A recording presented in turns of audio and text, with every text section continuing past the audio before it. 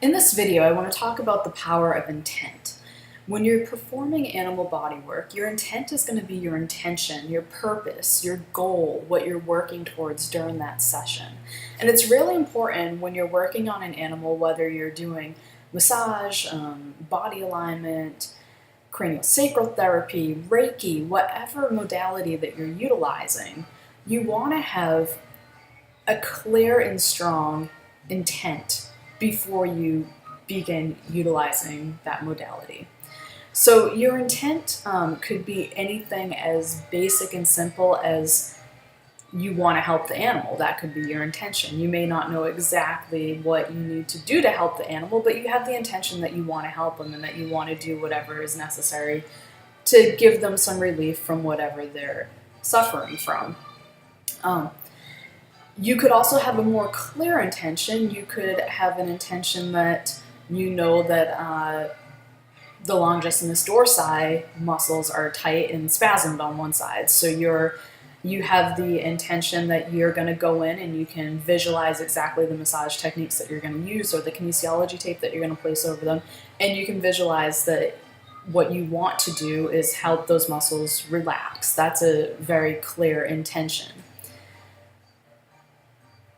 My belief, and I started thinking this way back when I was in chiropractic school. Those of you, I'm sure you all know that I am a licensed human chiropractor, so I do have experience working on people as well. I noticed when I was in chiropractic school that there's a lot of different techniques available. And I wasn't really aware of that until I started school. They have different clubs for all the different techniques that there are. And some of them utilize a tool like we use in the ANMR technique that's an activator. It's called a spring-loaded tool. Some of them are just hands-only techniques. Some of them utilize x-rays to analyze. Some of them incorporate some soft tissue work. Some of them do not. So there's a lot of different techniques out there. And one of the things that I realized early on was that all of these techniques worked. They all got good results. Some of them had contraindicating theories or philosophies that would contradict each other, and you would think, well, how could this be? But what I came to realize is that if the practitioner believes in it, and the patient believes in it, and the practitioner has a good intention, and they know what they're trying to accomplish by utilizing that technique, most of the time you're going to get good results. So there really is a strong power in your intention. So I just wanted to bring that up. Currently working on an animal Reiki class that I'm mainly creating this video for, because especially when you're performing energy type healing, such as Reiki or craniosacral therapy, your intention is going to be very important because you're transferring that to the animal. But I do feel like it plays a huge role also in other forms of body work as well.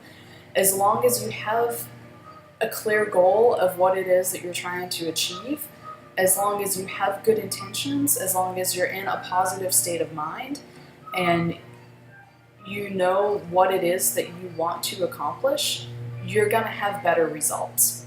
If you come at something and you're unclear, you're unsure, you're not sure if it works, you're not sure if you can help them, maybe you don't have a whole lot of confidence in yourself and your abilities, that's going to show up in your work. And you're going to see that the results are not going to be as good as if you believe in what you're doing and you have a strong purpose and a strong goal in mind of what it is that you're trying to accomplish. So even in other aspects of life, your intentions can be, something that could really benefit your life if you have a really clear idea of what it is that you're working towards in anything, in a relationship, business-wise, anything that you set yourself out to do in a day. If you could have a clear picture of what it is that you're trying to accomplish, run through that in your mind a few times, run through in exactly the way that you would like to see it happen, and then go out and execute it. I think you'll find that you're going to have an easier time actually meeting your goal, and it's going to be a lot easier than if you just went and did it without any thought or intent. So that's the gist of this video. I just want to make sure that when you're working on animals, just try to be grounded. Do some meditation if you need to try to ground yourself and ground your thoughts. Be focused on what it is that you're doing. Try not to let your mind wander. I know it's easy sometimes to start thinking about other things, what you're going to make for dinner, where you're going for lunch, problems that you may be experiencing, but try to push all of that out of your mind. Just focus on what it is that you're doing and have a really clear picture in your mind of how you want to execute it and what you want your goals to be.